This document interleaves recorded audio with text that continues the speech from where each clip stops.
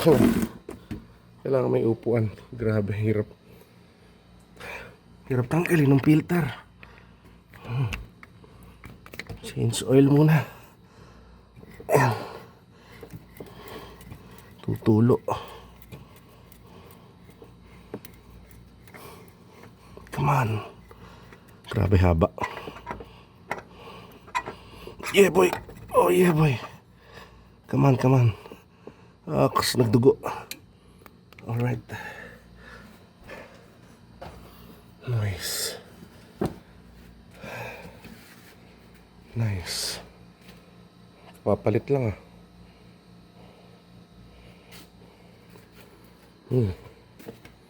Bango, amoy oil. C206. Tingnan natin kung tama yung nabili ko. 206.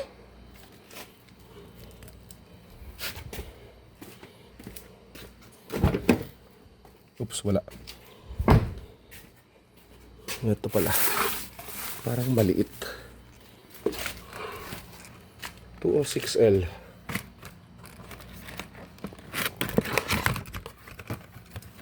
Ayos, same.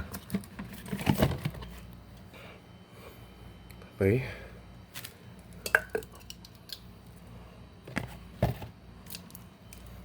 So, i-drain ko muna yung oil dito bago ko ikabit ito. Ito pala.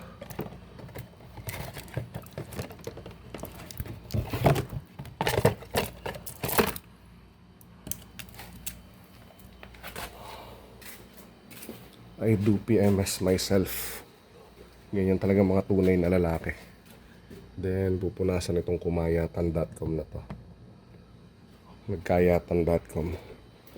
Using tissue paper, syempre. White. Okay. Patatagasin ko ng dugo nito. Diyan sa 6 liter na biniyak na galon. Ito yung crankcase. Okay. Tingnan nyo, kamay lang ang pang luluwag ko dyan. Grabe. Sikip. Ito, nakasiksik ako dito. Sikip. Funk. Okay. Paano ko to? Hirap. Sikip. Gusto kong taasan pa to. Harding baka umawas.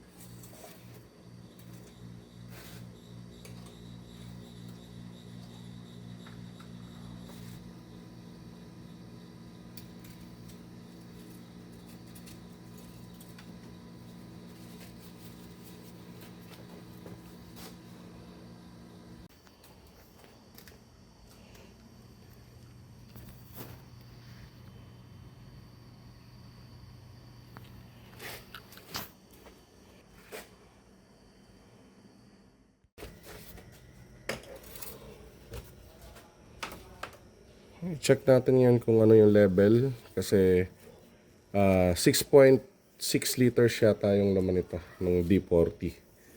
Pero huwag tayo magre-rely doon sa 6.6 ng mga Navara natin or 6 liters.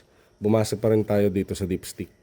Yung tamang pag-read ng dipstick, ayan, meron yung L at saka age, low, saka high.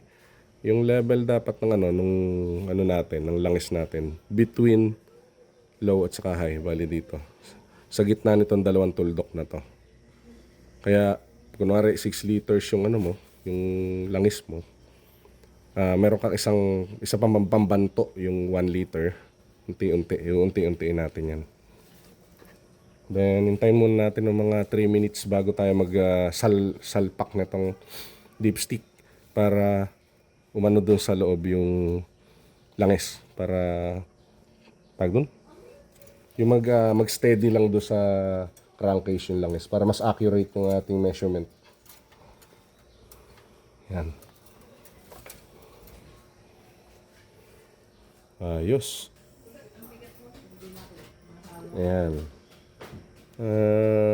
Konting dagdag pa kasi nandun pero okay na rin to. Ayan, nandito sa level na to. Halos kapranggot na lang.